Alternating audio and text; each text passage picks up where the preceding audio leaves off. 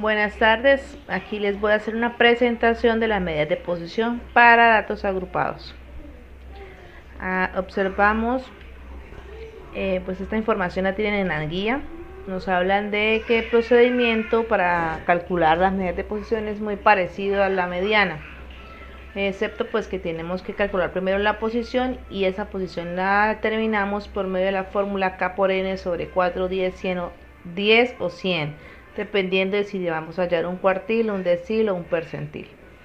Acá vemos la tabla ya organizada de los datos agrupados. Entonces, para calcular, por ejemplo, nos piden hallar el cuartil 3. Entonces, para hallar el cuartil 3, lo primero es que tenemos que tener la columna de las frecuencias absolutas acumuladas, o sea, esta NI mayúscula. Ya está. Segundo paso es determinar la posición. Entonces, como es cuartil 3, K vale 3, N es el total de datos, que son 90, y dividimos entre 4. Eso nos da 270 dividido en 4, 67,5. Este valor 67,5 lo debemos buscar en las frecuencias absolutas acumuladas. Entonces, como no aparece 67,5, buscamos el primer número que sea menor, que es 59. Y a ese lo vamos a simbolizar con NI-1. Al que sigue, o sea, el primer número mayor es 79, ese será NI. Y en donde queda NI, en ese renglón, en ese intervalo, marcamos la NI minúscula y marcamos el límite inferior, que son los 4 datos que necesitamos para reemplazar en la fórmula de cuartil. La fórmula del cuartil dice YI-1, que es el límite inferior, que es 26, más C, que es la amplitud. Como observamos, va de 4 en 4 los intervalos, por eso C vale 4. Que multiplica a lo que dio la posición, que nos dio 67,5, menos NI-1, que nos dio allá simbolizado en la tabla 59. Y dividimos en NI minúscula, que acá en la tabla ya la simbolizamos 20. Recuerden que primero se hace la resta, luego se divide, después se multiplica entre 4 y lo último es sumar este 26. Al realizar ese proceso nos da 27,7. Este sí es el valor del cuartil 3, y la interpretación, como es cuartil 3, representa el 75%. Entonces la interpretación sería el 75% de los datos. Como acá no me hablan de ningún enunciado, peso, estaturas ni nada, pues hablamos de datos de forma general.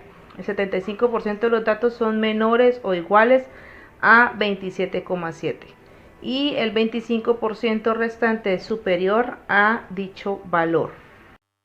En la guía tienen decil 6 y el resultado, y el percentil 80 y el resultado.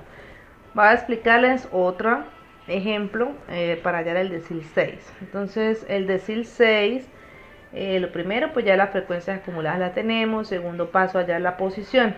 Entonces, la posición, mediante la fórmula K por N sobre 10, porque es decil, dividido entre 10, K valdría 6 porque es el decil 6, y N pues 90. Siguen siendo 90 datos. Esto da 54. Buscamos en las frecuencias acumuladas 54. Como no aparece, aparece 53 y 59. El primer número menor de 54, 53, a ese lo simbolizamos como NI-1 y el 59 como NI. Donde queda NI, me voy derechito en ese intervalo y marco la frecuencia absoluta, NI minúscula, y el límite inferior, Y-1. Aplico la fórmula decil 6, que es el límite inferior, que es 22 según lo que simboliza allá en la tabla, más 4, que es la amplitud de los intervalos, va de 4 en 4, que multiplica a la posición del decil, que nos dio 54 acá anteriormente, menos 53, que ya está simbolizado acá como NI-1, sobre NI minúscula, que es 6. Realizamos la fórmula, la operación en la calculadora, y nos da 22,66. Significa, como es decil 6, el 60% de los datos son menores o iguales a 22,6 y el 40% restante es superior a este valor. Ahí les dejo el percentil 80 para que lo hagan ustedes mismos y comprueben que la respuesta es 28,6. Y les planteo dos problemas, dos ejercicios. El primero se trata de minutos de duración de llamadas. Entonces, que llenan la tablita y calculan cuartil 1, decil 9 y percentil 65, cada uno con su interpretación.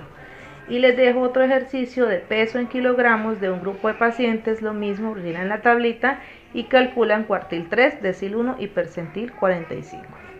Cualquier pregunta, por favor al WhatsApp, estoy atenta hasta las 6:30.